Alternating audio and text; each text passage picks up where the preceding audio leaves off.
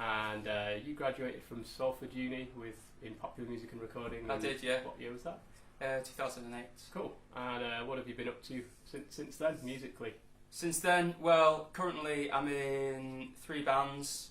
I do my own solo stuff and with a band called Jack Traynor rock band, which I've been in since I was at university. Cool. I've actually, we probably should have had this conversation. Yeah. I have actually played on the same night as Jack. Oh, really? Yeah, maybe about 10 years ago. I just remember the name. I think it was an Academy on Sign gig, yeah. Yeah. When I was in a band called Sideshow last year. Yeah, no way. Okay, cool. Awesome. So you're in Jack Malone and you're doing your own solo stuff? Yeah, my own solo stuff, which are called Pale Green Things, which is named after one of my favourite songs. And cool. I'm in a electronic project with a guy in Spain. So we lived in Manchester for a while, but we moved back to Spain, so we send each other mixes. Cool. And, how does that work? Like, so you're in separate countries and you're writing songs together. That's pretty cool. Yeah, yes. Yeah. I mean, we talk all the time. We send each other ideas all the time, and not just that band, or the different bands give each other ideas. Yeah, yeah. But the guy's an absolutely great producer as well, so it's always great to have his opinions on anything. Anyway. Cool. So you've got Jack Malone. This thing you're working on. Zyrixy, it's called. Zyrixy. Zyrixy, yeah. And then your solo stuff. Yeah. Do you just call that Jack Traynor, or do you have like? Oh no, that's the one I call Pale Green Things. Pale Green Things, yeah. Just because it's more fun to make it sound like a band together. Yeah.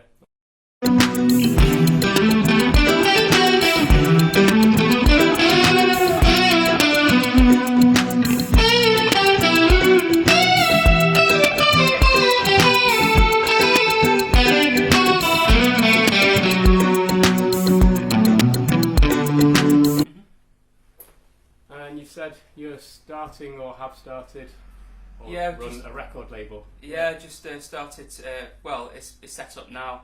It's been a long time in the making, so I just got all the great bands I know that I'm friends with, got them all together and put it under one roof. So we do gigs together, we record together, we share ideas together. Cool. And yeah, we're looking out for other bands as well to get involved with. And how many bands are you doing that with at the moment? There's currently 5 acts on Right, it. so a lot to deal with, yeah. One band is hard enough to run. Yeah, 5 acts, 5 people. Right, yeah, that's cool. And what kind of music is it? Is it all the same type? Is it like an indie thing, or is it? No, there's a variety. There's a hip-hop act called Ryan Hassan on it, but he's got a slightly indie vibe as well. He likes big, crunchy bass lines, and he plays live drums. Right. So it's kind of like mixed together with traditional. He plays live drums. Yeah, he plays live drums. Yeah.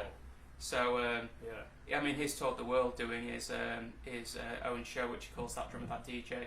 But he does his own solo stuff with us, and it's a similar sort of thing, but just original material. Cool. So you've got a hip hop act, and then what else is on there? Then we've got the bands I told you about before. We've got Jack Malone, Pale Green Things, Zyrixy, and we've also got Fabian, who's from Zyrixy, his solo stuff, and he produces loads of bands in Spain. So we get them involved as well. Cool. I was hoping to do a similar sort of thing in Manchester. Awesome.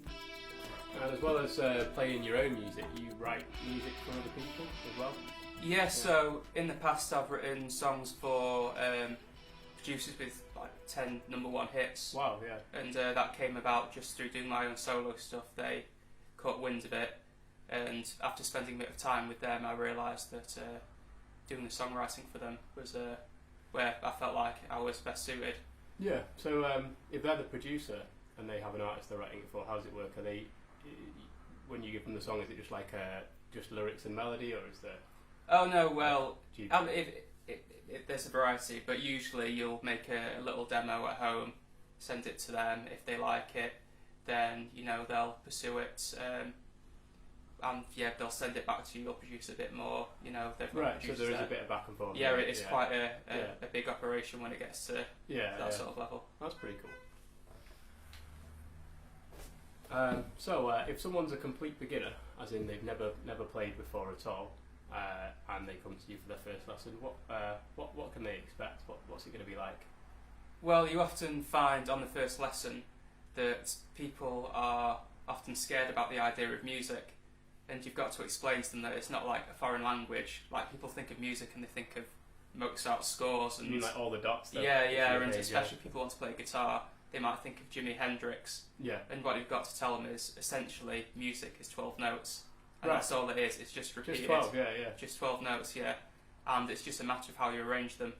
And in one lesson, you can teach them how to play something like Smoke on the Water, White Stripes, and they realise that they can play a whole song, and it took them an hour. Yeah. And everything from there is just technique and a bit more knowledge. So you get your thing is getting them to play a song straight away without. Well, it depends on everyone's goal. Yeah. But you find that most people, they want to play guitar because they want to play their own songs, or they want to write their own music, like their favourite songs. Yeah. So it's good to find out what the favourite music is, and make a version of that they can play straight away, and just so they're not scared of music, basically. Cool. It's a great thing, and it's not a foreign language. Cool.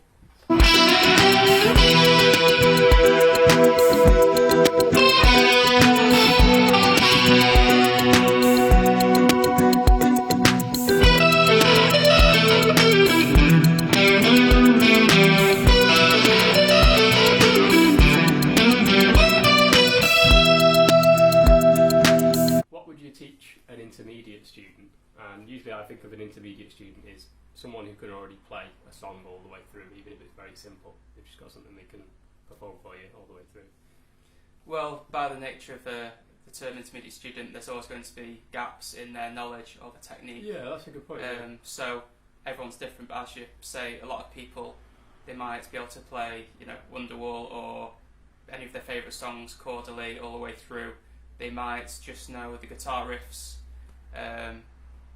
and the reason they'll have lessons is because they feel like they need help achieving the gaps, and they might not quite understand what the gaps are. Yeah. So it's a matter of focusing on what they want. Yeah, they'll know that there's something missing from their playing, but they need you to help. Tell them it's that. Work on that. There's a reason, and it's often like they've got a vision of themselves, what they want to be like guitar wise. Yeah. And you just got to work towards that. Cool. And what would you teach an advanced student? And I think of an advanced student as someone who's already gigging, who might have recorded something already, or certainly somebody who wants to do those things, or maybe someone who has written some of their own music or improvises, or even someone who teaches guitar already or wants to do some teaching. What's the first thing you might do with an advanced student like that? Well, I think this also applies to intermediate as well, but intermediate to advanced, what you'll often find is they'll know some scales, and they might even have learned the same scale, bottom of the guitar, top of the guitar, but they don't connect the two. Nothing in between. Yeah. Exactly, yeah. And sometimes they might not quite understand the relationship between the lead guitar, the rhythm guitar, and sometimes the whole understanding of music needs to just get a bit better. And they're almost there, they just need to connect a few dots, and it's my job to find those dots and connect them for them. That's cool. And what's the difference between when you teach someone who just wants to play music as a hobby, as a fun little pastime, and when you teach someone who really wants to pursue music as far as they can and just be the best musician they can be?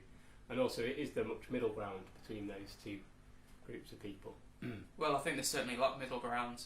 Fundamentally, you have to try and make lessons as enjoyable as possible, and also the middle ground is it's still learning the guitar, and you're still trying to improve that. I guess the difference is with a hobby, you can adapt to make it just what the pupil wants and try and expand on what they know. Whereas if someone's looking to do it professionally or get into college, university, there's stuff you've got to know. Otherwise, there's stuff you've got to know. Yeah. And speaking from experience, when I did my A-level music, I had to learn grade 5 theory to be able to have the knowledge to do the music. Yeah. And I also needed that grade 5 to get into university, but by then I'd gotten to grade 7. And also technique-wise, it's something that might be looked at if you get into university, so you just need to iron out that a little bit. But what you've got to appreciate is, or make the pupil appreciate, is it's all stuff that they know already. They might feel a bit overwhelmed by, again, as I said before, relating it to Mozart, Beethoven, when they're getting all this music theory. but it's stuff they know already. It's stuff they're doing every time they play the guitar. Yeah, yeah. And you've just got to make them realise what they're doing on the guitar is what's written down. Yeah, that's true.